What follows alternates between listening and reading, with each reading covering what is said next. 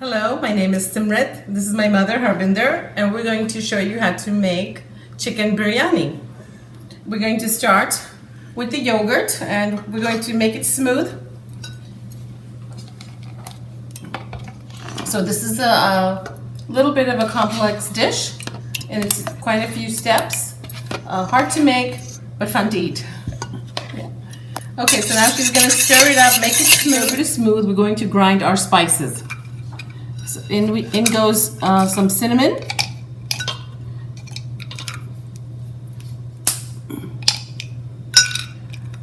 this is black cardamom, whole black pepper, and cloves.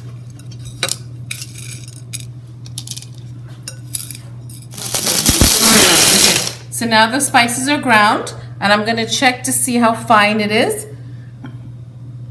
So it's not completely powder, it's got a few little chunks in it, and that's how we want it. So we're going to take it out of the spice grinder, and this is what it looks like. There's some big pieces, some powdery pieces, and we're going to add that to the yogurt.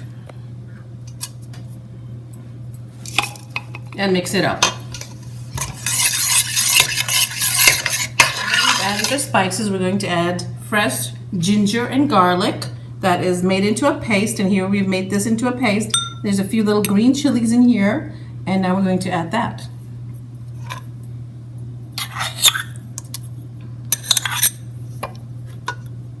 So into the marinade, we're going to add the bay.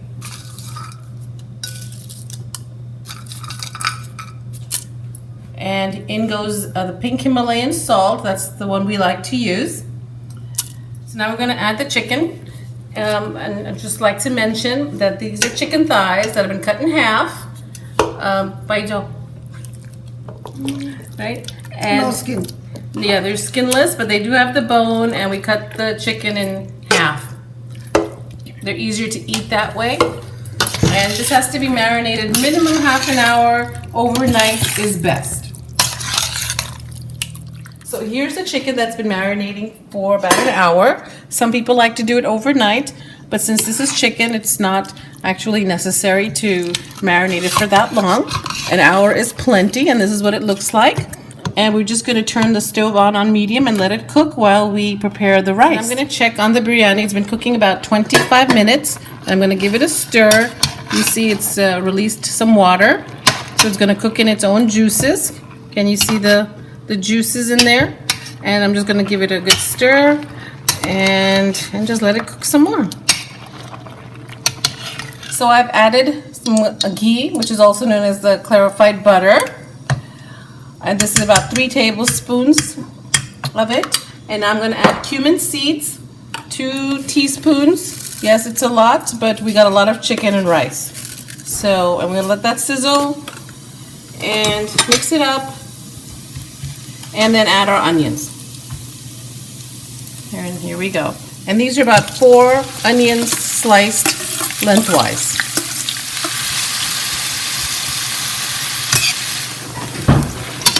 We took the lid off so that the water can dry up a little bit. Onions, little stir.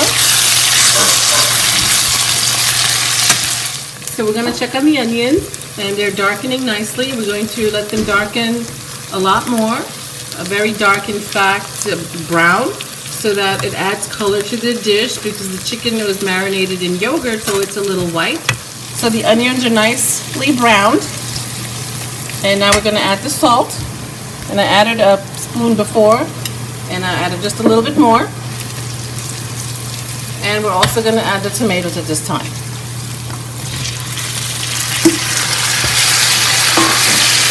So I added the tomatoes. We're going to give it a good mix and let it cook down. And as you can see, it's called a 1-pot dish, but we got 3 pots going. 4 is going. So we're measuring out 4 cups of rice, because there's about 6 or 7 people that are going to eat. And of course, leftovers are great. And we're going to go and wash it now. Okay, so we're going to wash out the rice. So rinse it a couple of times. until you feel satisfied that they're clean. So here we're soaking the rice, and it's about an inch or two above the rice because it's going to puff up, and we still want it to be under the water as it's puffing up. And it's room temperature water, cool water, doesn't have to be hot. I don't think it should be hot. And about 20 minutes soak should be plenty. Draining the rice. It doesn't have to be completely drained because we're going to boil it in plenty of water, kind of like when we do pasta. But I just don't want to waste any of this precious basmati rice. So the water is coming to a rolling boil. You could have certainly put your salt in before, but I'm adding my Himalayan salt at this point. And I already added a tablespoon before, and just a pinch more. And now I'm adding the rice. So the rice has been added. We're going to let it come to a boil again, and we're going to let it partially cook about 70%, where you can pick it up, press one piece, and you'll feel the little hardness inside, but it will be soft on the outside. So we're going to wait for that moment. It'll be about 10 minutes. It's partially done. Like I said, 70% done, and we're draining the hot water just like when we do pasta. It's a little al dente. And we're going to run some cold water over it so it's easier to handle. When removing the starch makes it not stick to each other. I'm putting the rice in this nice wide open pan so it can cool even faster and stop cooking, because we really don't want it fully cooked rice for the next step that we're going to do. And I'm going to leave some in here and spread it out too so it stops cooking. We're going to add the tomato and onion masala or mixture to the chicken. And we're going to mix it up and let this cook and come together for about another 10 minutes. So here the chicken is cooking with the onions and tomatoes and the marinade we made earlier. So it's cooking together, and look how beautiful that looks. Okay, so we tasted it, and so we feel that it needs a little bit more kick, so we added a little red chili powder, and now we're adding some garam masala. You always want to taste your food and season it accordingly. So there we go. So this is saffron, a very expensive exotic ingredient. It's mostly used for fragrance, and it's very expensive because it is part of flower. The stamen or the pistil or some part of the flower, and there's only 3 of them per flower. We only use a little bit, and we're going to add some warm milk over it and let it release its color. So I'm crushing the saffron stems a little bit so you can see it's already changing the color of the milk. And we also use this in some desserts and other savory dishes as well. Yeah, I'm going to add some more milk because we're going to pour this over the rice to make it a little bit more richer. Oh, we're not wasting any little bit of the saffron. So this is a very heavy bottom pan because we don't want the rice to burn underneath. So we're going to layer the rice. We're going to add some of the rice to the bottom of this pan. This pan has no oil or butter or anything on the bottom. And we're going to spread it out. So I have about 1 inch of rice on the bottom of this pot, and I'm going to add half of this chicken. And the pot is really hot. I'm going to set it back there. And here we go.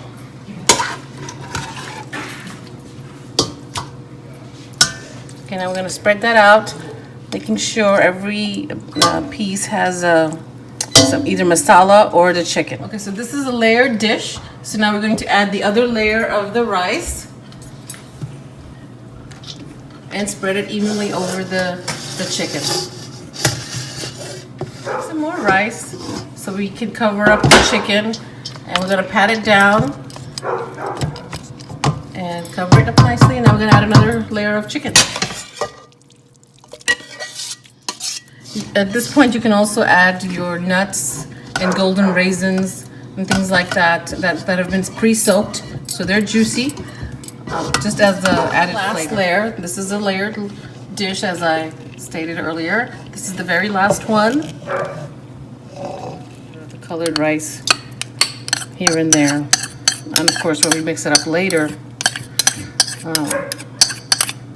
it's just to give it a little color and fragrance.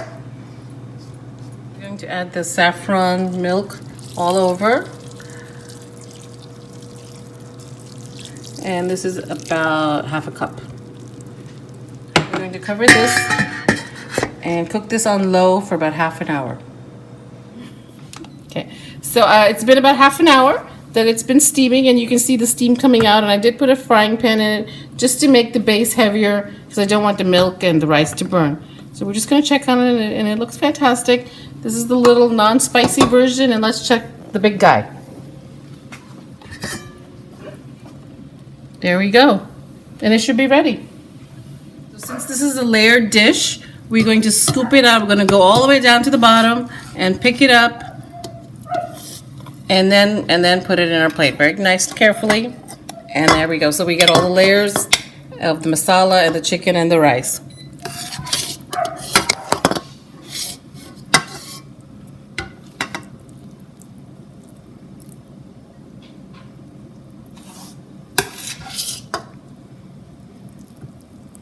We have this plate of fresh herbs, and now we're going to garnish the biryani, and this is cilantro, and I'm just going to spread it over the top. And a lot of people do like to put a mint in their biryani when they cook it, but we're just going to garnish with it today.